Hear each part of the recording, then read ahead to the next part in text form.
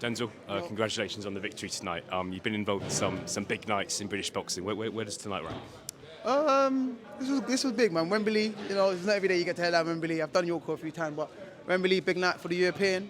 #1 this year, yeah, best performance this year. How do you assess Brad as an opponent? It's a very, very tough man in there. Oh, very tough man. He deserves to continue to compete at this level. Another crack at the British maybe, but he's a tough man. He's resilient, a lot of heart, and good power as well.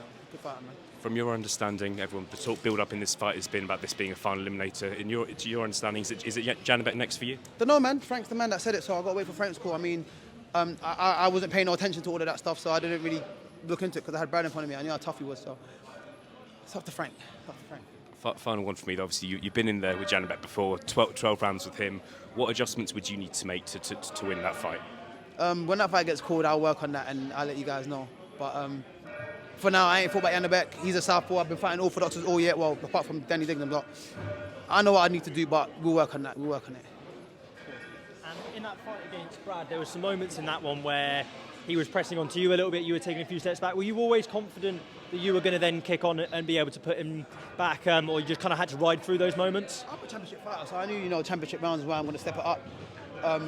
I felt like his gas tank weren't the best, but he showed me different today. His gas tank was very good, and I just had to press a little bit harder, coming towards the end of the fight than I expected. And you're a big puncher, we know that. And the knockdown that got him down there, it didn't look like a flash one from the audience. It didn't look like a huge shot. But do you have that confidence in your hands that when you get hold of people that they're going to go down? Yeah. But I didn't really catch him with the right hand, so I'm not surprised that he didn't really go over. But that jab was just killing him. Busted up his eye, and I think his eye was hurting a little bit. So that's why he went down to buy a bit of time, because I kept attacking that eye with a jab.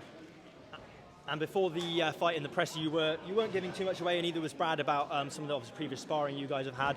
I'm not going to say you to tell what happened in those, but did that give you confidence going into this fight, that based off of that you kind of knew, or did you really genuinely write it off? Not really. Fights are different, isn't it? We sparred like 2 years ago, so you can't really take that from that.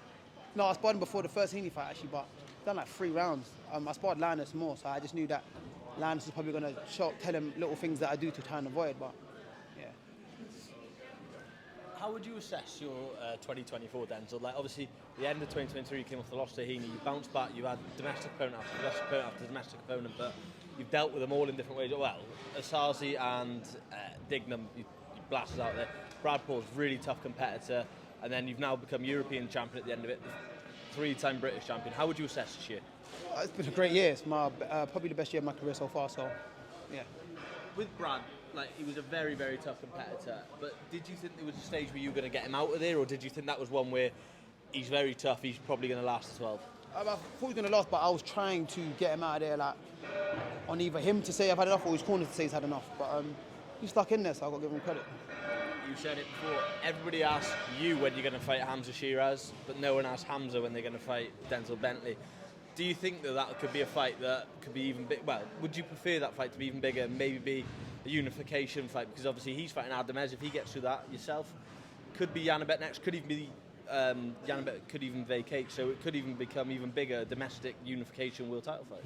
Who knows, man? When we get there, you look and ask him. When you see him, you can ask him and see what he wants to do with his career. Because I've said yes to every single fight I've been asked to take. So the opportunity came up to fight Chris Eubank Jr. instead. Would you take that one? Not instead, but if it came up, I'd fight him. But I think I'm more interested in fighting Hamza, if I'm being honest. But I'd definitely fight Eubank, yeah. Brilliant. Thank you, Denzel, for your time, and well done tonight. Appreciate it.